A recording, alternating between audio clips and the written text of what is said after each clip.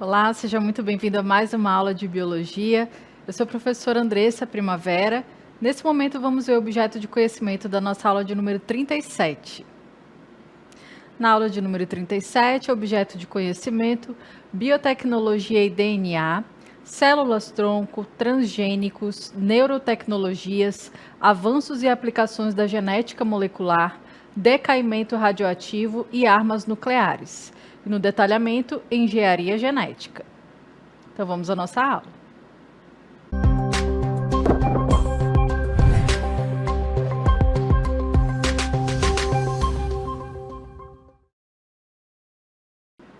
Muito bem, nessa aula nós vamos falar um pouco sobre biotecnologia e mais precisamente sobre biotecnologia moderna. Bom, o que seria a biotecnologia, né? Uma palavra que geralmente não está tanto assim no nosso cotidiano. Mas ela, né, a biotecnologia, ela é uma área que tem ganhado cada vez mais destaque na atualidade. Ela vem sendo aí utilizada em diversas áreas, como por exemplo, na medicina, na agricultura, na indústria, e ela se baseia na utilização de organismos vivos ou de parte desses micro-organismos ou organismos no geral para a produção de bens e serviços para a humanidade, né? Então, para diversas finalidades. E ao contrário do que a gente possa pensar, que a biotecnologia ela é atual e é apenas hoje, na verdade ela já começou há muito tempo atrás, né? Mas o que diferencia essa biotecnologia antiga da moderna? Bom, na antiguidade as pessoas já utilizavam aí esse conhecimento popular, né, para fazer o uso de alguns recursos da natureza para o seu próprio benefício. Um grande exemplo é a produção de vinhos, a produção de pães, que é utilizado aí micro-organismos para fermentação de alguns materiais ali, também biológicos, e aí para o consumo humano. Porém, na atualidade, a gente vê aí o avanço da genética e da engenharia genética, que vai proporcionar ali, né, uma melhora dessa biotecnologia, um avanço, né, no uso dessa biotecnologia, certo? Bom, agora que você já sabe o que é biotecnologia e a diferença, né, da biotecnologia antiga e a moderna, agora a gente vai aprofundar esse conhecimento. Bom, o que é a biotecnologia moderna? É o uso de técnicas moleculares e celulares para desenvolver produtos e processos úteis. Então, aí já tem uma grande diferença. A gente vai usar ali técnicas moleculares e celulares, ou seja, a nível de célula e a nível de molécula. Um avanço aí em relação à biotecnologia tradicional, ou seja, aquela mesma mencionada aí como biotecnologia antiga, na verdade é a tradicional, com aí o advento das fermentações, ou seja, desde a antiguidade a gente já tinha esse recurso. E atualmente a gente tem aí algumas aplicações. E uma das primeiras aplicações é na saúde, né? É possível aí aplicar essas técnicas da biotecnologia moderna na saúde humana. E um grande exemplo que nós temos é a produção de insulina humana por bactérias modificadas ou geneticamente modificadas. Temos ainda as vacinas de RNA, terapia gênica, diagnóstico por PCR. Então, a gente vai falar um pouquinho sobre cada um desses tópicos, né? Primeiro, a gente vai falar sobre a insulina humana. Bom, ao longo de décadas, a insulina utilizada para o tratamento de pessoas diabéticas foi realizada com insulina de origem bovina ou suína purificada. Bom, a gente vê aí nessa imagem, pessoal, a diabetes, que é uma doença que acomete várias pessoas, tá? Bom, então a diabetes, pessoal, ela é uma condição em que a pessoa não produz a insulina de maneira suficiente para levar para dentro das células a glicose, né, o açúcar presente na nossa alimentação.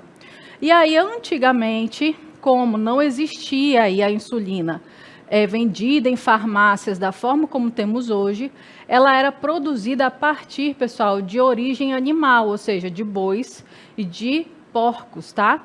Só depois ela era purificada e aí era manipulada para seres humanos. Só que para produzir um pouquinho de insulina era necessário muitos pâncreas ou muitos quilos do pâncreas desses animais. Bom, e aí na década de 70, a gente teve aí a tecnologia do DNA recombinante. E aí passou-se a sintetizar a insulina humana em laboratório por bactérias geneticamente modificadas para esse fim. Então, o que a gente observa aí nessa imagem? A gente observa que a insulina, pessoal, ela passou a ser produzida a partir de uma técnica do DNA recombinante, tá?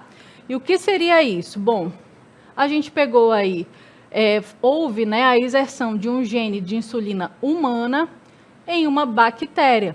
E aí esse gene, que é de interesse, e ele é um gene humano, ele foi inserido em um plasmídio, um fragmento ali de material genético de uma bactéria, Escherichia coli, tá?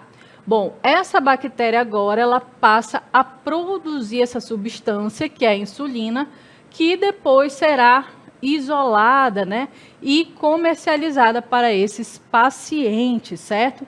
Então, a gente observa aí que isso foi uma técnica que ajudou, né, as pessoas que têm essa condição da diabetes, né, essa doença aí, que é causada, então, né, por essa insuficiência da insulina. Bom, e a gente tem outras técnicas que também vão ajudar, né, em outras áreas da saúde, como, por exemplo, as vacinas de RNA, tá? E essas vacinas, elas são especialmente, né, de RNA mensageiro e representam uma inovação da biotecnologia, né, uma inovação biotecnológica notável.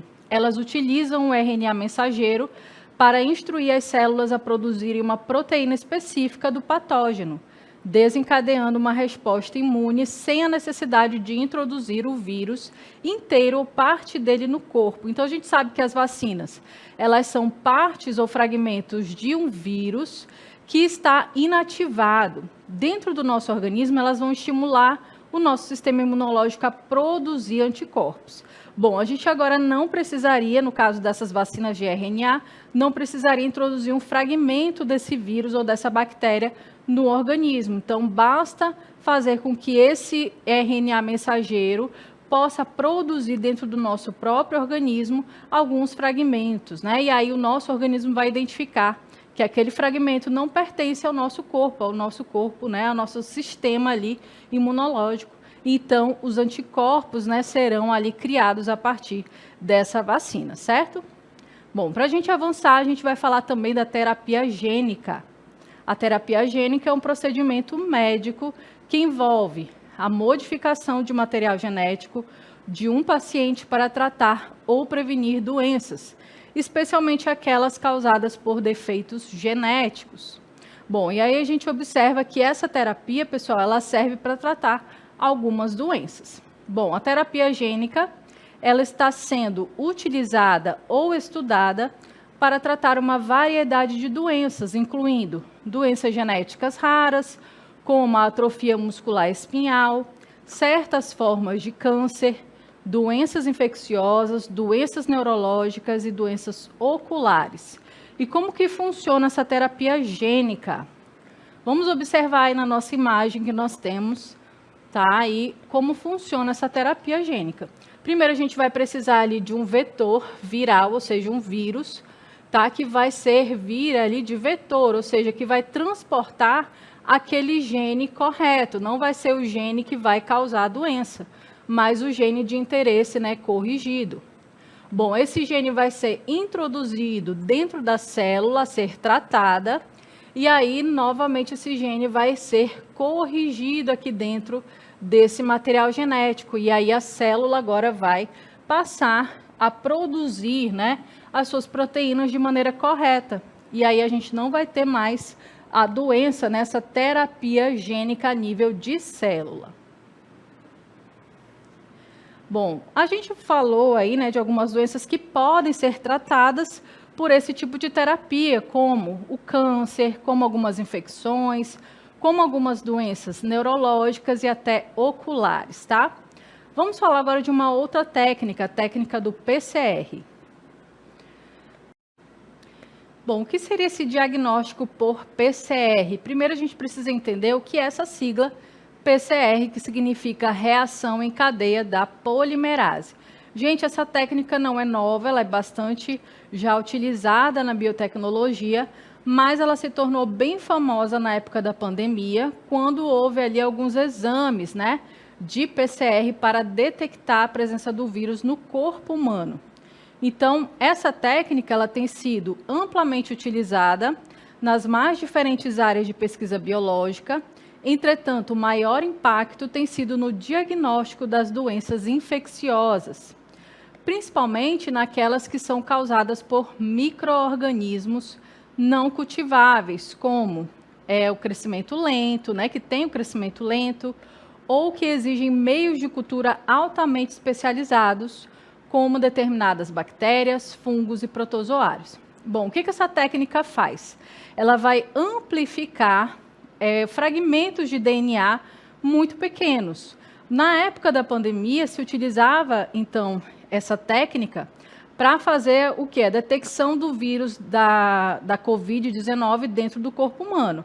Mesmo que houvesse uma carga viral muito baixa, muito reduzida, através desse exame, era possível aí amplificar, né, criar várias cópias desse material genético e assim detectar se existia ou não a presença do vírus no corpo humano, certo? Então, essa técnica já existia, porém se tornou aí mais popularizada nesse período. Bom, a gente tem outras aplicações da biotecnologia que também, além da área da saúde, é na agricultura. A gente vê aí os organismos geneticamente modificados, que também chamamos de OGMs ou transgênicos, tá? Você já deve ter visto esse símbolo em algum produto que você utiliza na sua casa, que você consome, que você compra, né? Porque esse símbolo ele demonstra que esse material que você adquiriu, né, seja ele um pacote de arroz, de feijão, de milho, ele é um transgênico, ele foi geneticamente modificado, certo? Bom, e para que serve esse transgênico, então? Por que tem esse símbolo nesses alimentos que eu faço uso? Para identificar que esse organismo ali foi geneticamente modificado e que a gente possa, né, escolher se quer ou não consumir um produto transgênico. Bom, a produção de transgênicos, ela envolve aí técnicas de engenharia genética, como a tecnologia do DNA recombinante, o mesmo que foi utilizado para a produção de insulina humana, que permite a transferência de genes entre diferentes organismos. Então, quando a gente fala de um organismo geneticamente modificado, não necessariamente ele será um transgênico. Um transgênico foi aquele que recebeu um gene de uma espécie diferente, tá? Com alguma motivação para melhorar, para tornar mais resistente, certo? Então, existe aí essa diferença. Isso pode ser feito, por exemplo, para tornar plantas mais resistentes a pragas, a herbicidas ou condições ambientais adversas, como, por exemplo, períodos muito longos de seca, né, de estiagem, ou para aumentar o valor nutricional dos alimentos. Então, essa aí é uma, né, dos objetivos, um dos objetivos de se produzir, de se usar ali a engenharia genética para produzir organismos geneticamente modificados. Ainda dentro da agricultura, nós temos ainda a utilização da biotecnologia em biofertilizantes e controle biológico. Então, como é que funciona isso, né? Na prática, gente, esse biofertilizante, ele se refere a um tipo de fertilizante que é derivado de materiais orgânicos de origem biológica, como resíduos vegetais, esterco animal, compostagem ou micro-organismos benéficos. Bom, e aí a gente vai observar, pessoal, que esses biofertilizantes, eles vão ajudar para que a gente use menos fertilizantes que são aí sintéticos. E com isso a gente favorece o crescimento de uma planta, por exemplo, sem danificar o solo, sem interferir no ecossistema ali presente, né? Sem trazer ali muitos prejuízos para essa cadeia ali de organismos que estão interagindo, tá? Eles representam uma alternativa sustentável e eficaz na agricultura, utilizando micro-organismos vivos ou substâncias orgânicas para melhorar a fertilidade do solo e o crescimento das plantas, tá? Então, mais uma vez aí para a gente entender o que seriam esses biofertilizantes. Bom, dentro da agricultura ainda nós temos o melhoramento genético, certo? E aí a gente pode estender, né, também para a pecuária. Por exemplo, existem aí bovinos, né, vacas que fornecem um leite de alta qualidade. E como a gente faz para ampliar, para amplificar essa qualidade? Já que eu só tenho uma vaca que ela produz esse leite de qualidade, o que eu posso fazer? Eu posso fazer um melhoramento genético, né, em uma outra vaca, em um outro animal, né?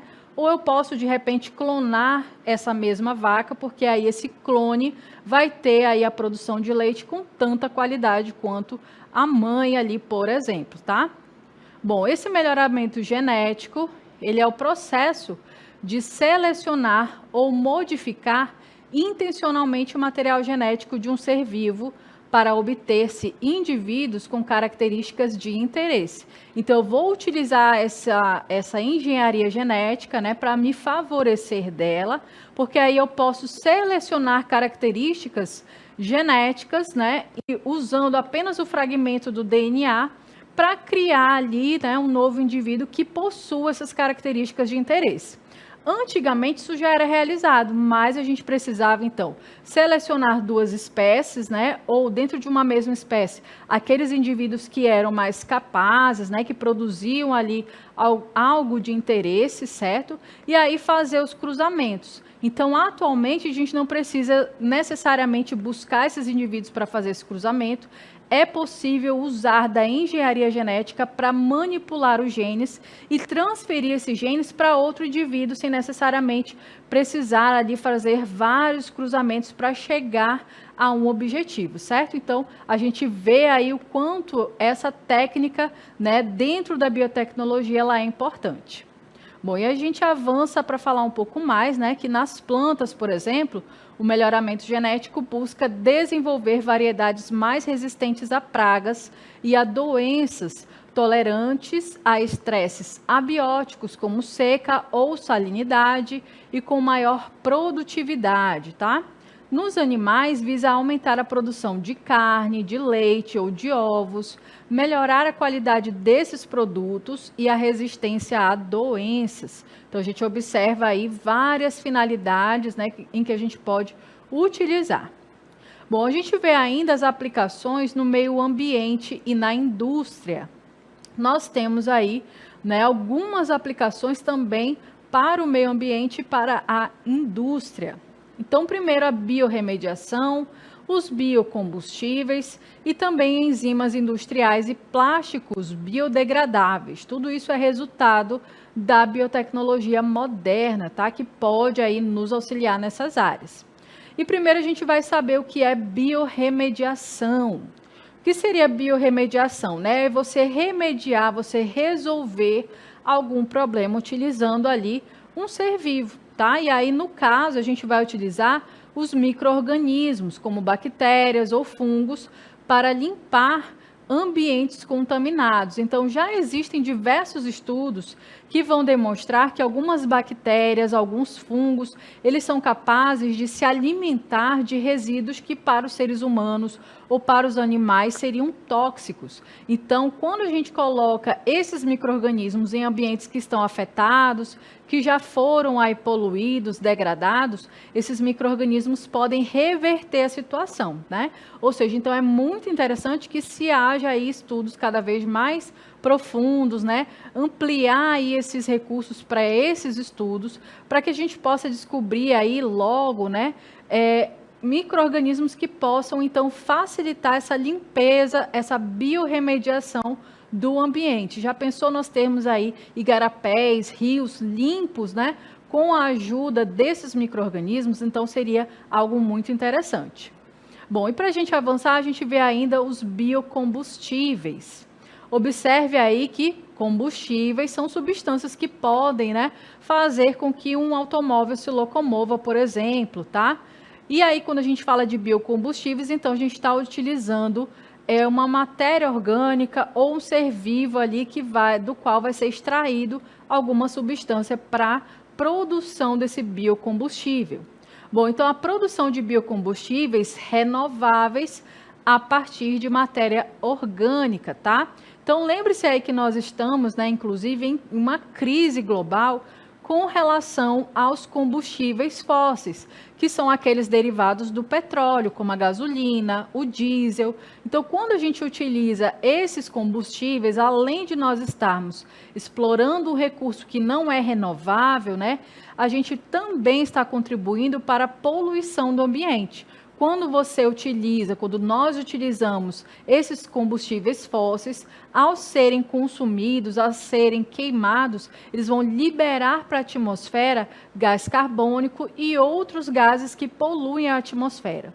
Então, é interessante para o meio ambiente e também para o bolso do consumidor que a gente possa ter aí outras alternativas. E no caso, como nós estamos vendo, resultado da biotecnologia, os biocombustíveis. Vamos conhecer, então, quais seriam essas alternativas.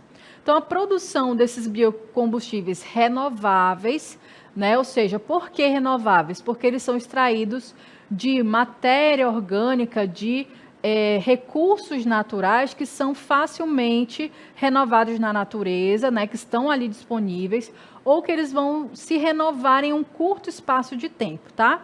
Então, esses combustíveis renováveis a partir de matéria orgânica. E os seus principais tipos são o etanol da cana-de-açúcar, né? Aqui no Brasil, a gente utiliza a cana-de-açúcar para produzir o etanol, ou o milho, que também é utilizado em outros países, tá? Então, o etanol, né, o famoso álcool, ele é utilizado como combustível de automóveis, né, por exemplo, e ele é de origem aí, né, orgânica, tá? A partir da cana-de-açúcar. O biodiesel, que é feito com óleos vegetais e algas, então também é uma alternativa aí ao combustível fóssil, né, que é o diesel. Então, esse biodiesel ele é feito a partir desses óleos vegetais, também um recurso renovável. O etanol de segunda geração, né, já é aí uma atualidade, já é, né, um upgrade desse etanol da cana-de-açúcar, a partir de resíduos vegetais como palha de cana. Então, além de utilizar a cana-de-açúcar, a gente pode utilizar os resíduos que foram gerados ali na produção de outros compostos, tá? Então, também é mais uma ajuda aí para o meio ambiente, né? Você poder utilizar algo que seria descartado e produzir algo que é de interesse, né, econômico, interesse aí para a sociedade. A gente vai ver, então, aí uma pergunta, né? Com tudo isso que a gente aprendeu, a gente vai refletir um pouquinho, olha só. O que você entende por manipulação genética e quais os impactos sociais e econômicos eles poderiam causar? Então, quando a gente fala aí de manipulação genética, manipulação de genes, né? Geralmente a gente começa a se perguntar, será que isso é seguro, né? O que isso pode aí resultar a curto, a longo prazo, né? Por que a gente deve refletir sobre isso? Porque a ciência não é neutra, pessoal. Então, a ciência ela busca conhecimento a partir de pesquisas, mas dependendo, né, da situação, a gente pode ver que as pessoas podem utilizar aí esse conhecimento para o bem ou para o mal. Agora, quando a gente fala desse conhecimento, dessas técnicas, dentro dessa área de conhecimento, que é a biotecnologia, o que pode acarretar para os seres humanos? O que pode acarretar para o meio ambiente? Será que é seguro? Será que não é? Bom, assim como a gente está refletindo sobre isso agora, eu convidei algumas pessoas, alguns professores de diversas áreas, para dar a sua opinião. Então, a gente vai acompanhar aí essa opinião desses professores.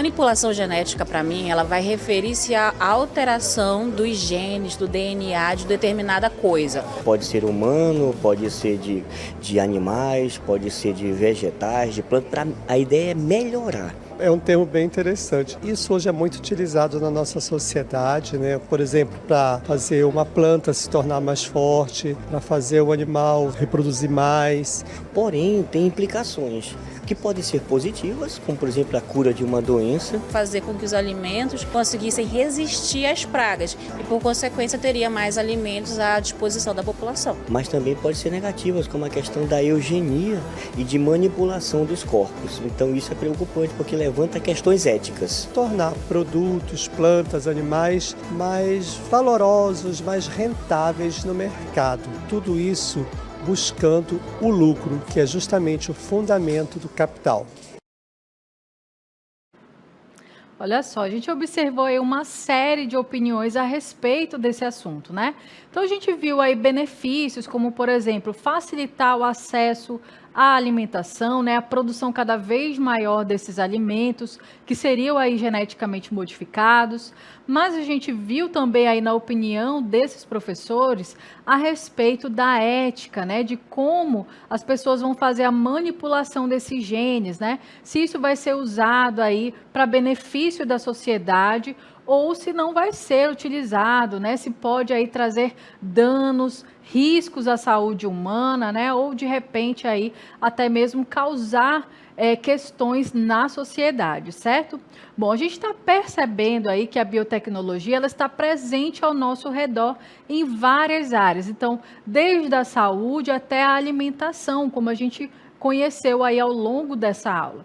E a gente percebe que é necessário ter cada vez mais um conhecimento, né, um pensamento crítico a esse respeito, para que a gente possa compreender, que a gente possa entender, né, a respeito dessas técnicas, saber para o que elas são utilizadas, né, e também ter ali o direito, né, de tomar decisão diante de algo que a gente não conhece, né, o que nós estamos ainda aprendendo a esse respeito. Então, por isso que é necessário conhecer, aprender cada vez mais, né, sobre a ciência e também questionar o papel da ciência, né, diante desse conhecimento, também o papel da ética, o papel da própria sociedade, né, dos cientistas que vão fazer uso dessas técnicas. Então, a gente viu aí, percebeu o quanto esse assunto é tão importante, certo? Bom, eu espero que não tenha restado, então, nenhuma dúvida, que você tenha curtido a nossa aula e até uma próxima.